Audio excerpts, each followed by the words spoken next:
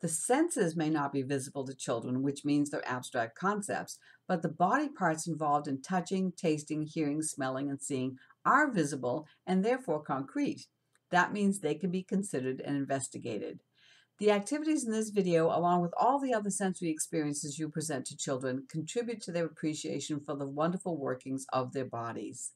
Let's start with the sense of hearing. You can use all the activities recommended in my active listening video to explore this sense. That links the content areas of science and language arts. To link science and music, how about turning the children themselves into musical instruments? For this, you'll need one set of jingle bands, Velcro straps with bells attached, for each child. Once they've placed the bands on their wrists, invite them to discover various ways they can move to create sounds. Can they make different sounds with the bells? Can they make both soft and loud sounds? What if they were to put the band on their ankle? Would the sounds they make be any different? Kids are fascinated with the sounds created by musical instruments, and they love to make noise. That makes this activity double the fun. In the active listening video, I talked about listening walks. Well, how about a seeing walk to explore the sense of sight? Of course, children see things wherever they go, but we want them to really take note of what they're seeing and to hopefully not take their sense of sight for granted. So take the children on a walk, explaining that they're to watch very carefully as they walk, noting all the different things they see. With this, you have two choices depending on the children's level of development. You can either ask them to tell you what they're seeing as you walk, which is the least challenging, or you can wait until you get back to the classroom and ask them to describe all that they saw, which is more challenging because it involves recall. And because I'm a big fan of the +1, following this, you can ask the children to portray each object identified, either by taking on its shape or performing its movement. For example, after seeing someone walking a dog, one might pretend to be the dog walker, while another takes on the shape of the dog.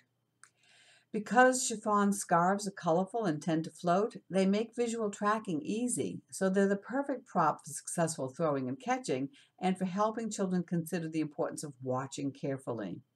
Give each child a scarf and then talk to them about how they need to watch objects very carefully, following them with their eyes so they can catch that object successfully. Demonstrate how to do this. Throw a scarf up into the air, watch it carefully as it comes back to earth, and then catch it. Invite each child to toss their scarf into the air and try to catch it. Once they're succeeding at catching with their hands, challenge them to discover how many different body parts they can use to catch the scarf. Possibilities include the head, an arm, an elbow, a knee, or even a foot. To explore the sense of touch, take the children outside where there's a myriad of sensory experiences. With the children scattered about the outside area, call out, touch something rough. The children then run to touch something rough, like a tree trunk or a rock. Continue with different textures such as smooth, bumpy, or slippery. Repeat each texture more than once so the children can consider multiple possibilities for each one. This activity, of course, combines the senses of touch and sight. To take that combination a bit further, you can also call out actions like touch something green or white and such. The traditional Feely box activities, in which the children touch items without looking at them, takes away the sense of sight and focuses on the sense of touch alone. But I like to play this game with a +1 also. Gather a variety of items with differing textures and place them in a large box.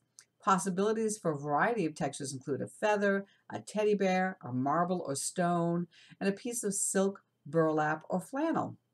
The children then take turns reaching into the box and touching only one item. Can they identify it? What does the texture make them think of? Invite them to show you how it makes them feel like moving. Knowing children, you're likely to get all sorts of interesting responses to this one. For example, a feather might make them feel ticklish, a piece of burlap might make them want to scratch, and a piece of silk might make them feel slippery. Exploring the sense of smell will also require gathering a variety of items together. In this case, you'll want items with distinctive odors like a flower, an onion, a cookie, and an orange. Place your items on a table and ask each child to choose one to smell. How does the smell make him feel? Can he show you with his face? Invite him to show you with his whole body.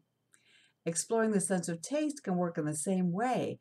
Gather together food items with distinctive flavors and lay them out on a table.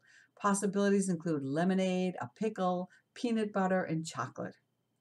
Ask each child to choose one item to taste and to show you first with her face how it makes her feel and then with her whole body. To explore the five senses at once, play a game called Me and My Senses, which promotes active listening while also offering the opportunity for children to consider the body parts involved with all of their senses. Say the following sentences and point to the appropriate parts. Have the children complete the sentences by also pointing to the appropriate part and calling out their answers. They can then follow each response with a demonstration of what the sense in action looks like. For example, after hearing, I hear with my ears, they might cup a hand to an ear to demonstrate listening.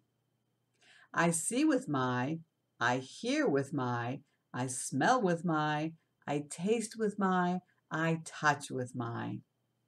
Once the children are experiencing success with this activity, during repetitions of it, you can stop pointing to the body parts yourself, making it even more of an active listening game. And there you have it, just a sampling of the possible games you can play around the topic of the five senses.